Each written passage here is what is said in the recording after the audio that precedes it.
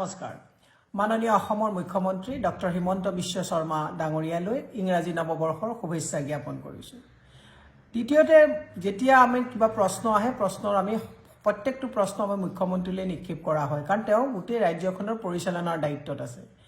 বছৰটোৰ প্ৰথম দিনতে মাননীয় মুখ্যমন্ত্ৰীয়ে হাতত এটা স্পিকাৰ লৈ মানুহক এনেকুৱা বুজাব বিচাৰিলে যে যিমান ধাৰ ল'ব সিমান জিডিপি বাঢ়িব। ইতিমধ্যে কেগে সকিয়নি দিছে, ৰিজাৰ্ভ বেংকে উদ্বেগজনক বুলি কৈছে অসমৰ পৰিস্থিতি অৰ্থনৈতিক।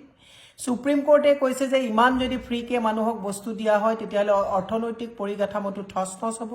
এতিয়া supreme court, keg, reserve bank সকলোকে অংগুষ্ঠ দেখাই হিমন্ত বিশ্ব শৰ্মাই নতুন ইকনমিক ৰিফৰ্মছৰ এটা ফৰ্মুলা দিছে যে ধাৰ ল'লে জিডিপি বাঢ়ে। গছত গৰু উঠা মানে হুলুঙাই কাণ খজোৱা নিচিনা কথা এটা হিমন্ত বিশ্ব শৰ্মা ডাঙৰীয়াই ক'ব বিচাৰিছে।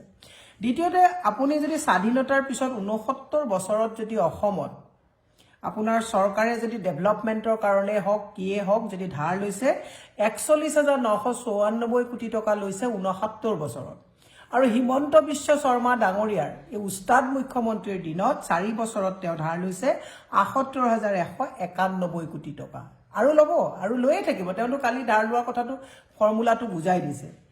এফালে আপোনাৰ জলজীৱন মিছনত 1200 কোটি টকা দিবই পৰা নাই ঠিকাদাৰক, আকৌ 207 কোটি টকা তেওঁ বিভিন্ন জিলাত পানী যোগানৰ ক্ষেত্ৰত তেওঁ আকৌ ধাৰ্য কৰিছে। হিমন্ত বিশ্ব শৰ্মাৰ কথাবিলাক শুনিলে এনেকুৱা লাগে, আপোনালোকে সৰুতে মই এখন চিৰিয়েল চাইছিলোঁ মংগেৰী লাল কি হাছিন সপনা, চকুটো পকাই দি পেলাই তেওঁ বিভিন্ন কথা ভাবে। মই মাননীয় মুখ্যমন্ত্ৰী হিমন্ত বিশ্ব শৰ্মা ডাঙৰীয়াক বছৰটোৰ আজি দ্বিতীয় দিনটোত এটা কথা ক'ব বিচাৰিছোঁ, প্ৰত্যেক মানুহক প্ৰত্যেক দিনৰ বাবে আপুনি বুৰ্বক সজাব নোৱাৰে। এটা দিনত আপুনি নিজেই বুৰ্বক হৈ যাব। অসমৰ যিটো অৰ্থনৈতিক পৰিকাঠামো আজি তাৰিখত প্ৰত্যেকটো হেলমেট নিপিন্ধিলে কৰ দিব লাগে, ন' পাৰ্কিঙত ৰাখিলে আপোনাৰ টেক্স ফাইন দিব লাগে, ইফালে মদ বিকে ইফালে পাইপ ভৰাই তাত ফাইন দিব লাগে, পুৰণা গাড়ী এখন বিকিবলগীয়া হ'লে তাত আজি তাৰিখত মানে পুৰণা গাড়ী ক্ৰয় বিক্ৰয় বন্ধ হৈ গৈছে। এনেকুৱা বিভিন্ন ধৰণৰ কথা। বহু মানুহে স্বচ্ছলত আপুনি যাব নিজৰ ন্যায্য প্ৰাপ্যৰ কাৰণে দাবী কৰি তেওঁলোকে প্ৰতিবাদ কৰি থাকিবলগীয়া হৈছে। গতিকে হিমন্ত বিশ্ব শৰ্মা ডাঙৰীয়াক মই এটা কথাই ক'ব বিচাৰিছোঁ, আপুনি মানুহক যিটো বুৰ্বক বজাই ছুপাৰ ষ্ট্ৰং মুখ্যমন্ত্ৰী হ'ব বিচাৰিছে, আপুনি ভাবিছেহে যে আপোনাৰ চাৰিওফালে এটা বেষ্টনীত আগুৰি থকা মানুহখিনিক লৈ আপুনি নিজকে ছুপাৰমেন বুলি ভাবিছে, কিন্তু অসমৰ কিন্তু যিখিনি গুণী জ্ঞানী যাৰ অৰ্থনৈতিক কথাটোৰ প্ৰতি অলপ বোধগম্য থকা প্ৰত্যেকজন মানুহেই কিন্তু আপোনাৰ এই ভেলকিবাজি কথাবিলাকক কিন্তু গৰিহণা দিছে। মই সেয়ে আপোনাক অনুৰোধ জনাইছোঁ, এনেকুৱা ধৰণৰ অৰ্থনৈতিক ৰিফৰ্মছৰ যিটো ন্যূনতম মানে যিখিনি মানুহৰ জ্ঞান, সেই জ্ঞানখিনিক যাতে আপুনি অংগুষ্ঠ নেদেখুৱাই ধাৰৰ ওপৰত ধাৰ লৈ অসমখনৰ যুৱ প্ৰজন্মক কোঙা নকৰিব, মাতৃ সমাজক পাকঘৰত যাতে আপোনালোকে কোঙা নকৰে, ভৱিষ্যত অসমখন যাতে আৰু ধাৰত পুত খুৱাই পেলাই যাতে আপুনি আপোনাৰ নিজৰ ঐশ্বৰ্য বিভূতি বৃদ্ধি কৰি আমাক যাতে ধাৰত পুত খুৱাই থৈ নাযায়।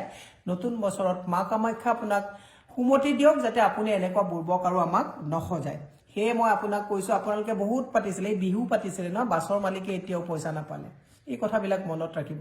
এনেকুৱা বিভিন্নটা উদাহৰণ আজি নতুন বছৰতে মই আপোনাক গোটেই কথাখিনি ক'ব বিচৰা নাই, কিন্তু এটা কথাই কৈছোঁ যে আপুনি হাল এৰি যে শিয়াল খেদা মুখ্যমন্ত্ৰী বুলি মই সদায় আপোনাক কৈ আছোঁ, আপুনি আচল কামবিলাক বাদ দি প্ৰডাক্টিভ এণ্ড নন প্ৰডাক্টিভ, আপুনি যিমান ধাৰ লৈছে নন প্ৰডাক্টিভ কামত বেছি আপুনি খৰচ কৰিছে।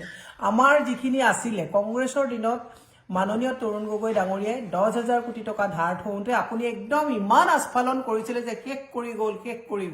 কিন্তু এতিয়া আপুনি যে বহুত শেষ কৰিলে, আপোনাৰ সেই আগৰ ভিডিঅ'টো আপুনি চালে গম পাব যে অসমখন কেনেকুৱাকৈ শেষ কৰি গৈছে। মই সেই অসমৰ প্ৰতিজন অসমক ভাল পোৱা যুৱ প্ৰজন্মৰ পৰা আৰম্ভ কৰি প্ৰতিজন ব্যক্তিক মই অনুৰোধ জনাইছোঁ যে হিমন্ত বিশ্ব শৰ্মা ডাঙৰীয়াৰ ভেলকিবাজিত আৰু এনেকুৱা হিমন্ত বিশ্ব শৰ্মাই যে একেবাৰে চৰকাৰ চলাব পৰা নাই, অৰ্থনৈতিক ভাৱটো যে একেবাৰে বেলেঞ্চ কৰিব পৰা নাই, এইটো কেগৰ ৰিপৰ্ট চালে, সুপ্ৰিম কোৰ্ট আৰু আপোনালোকে ৰিজাৰ্ভ বেংকৰ ৰিপৰ্ট চালে আপোনালোকে গম পাব। সেয়ে মই মুখ্যমন্ত্ৰী মহোদয়ক অনুৰোধ জনাইছোঁ, বহুত হ'ল আৰু হাল এৰি শিয়াল খেদাতকৈ ৰাজধৰ্ম পালন কৰক, আমাক আৰু ধাৰত পেলাই থৈ নাযাব, আমাৰ ল'ৰা ছোৱালীৰ ভৱিষ্যত অন্ধকাৰ নকৰিব।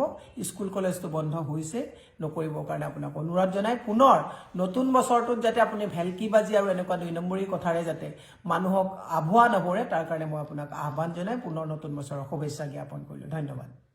যিকোনো খবৰৰ বাবে যোগাযোগ কৰক 7099017330 লগতে 7099017110 নম্বৰত।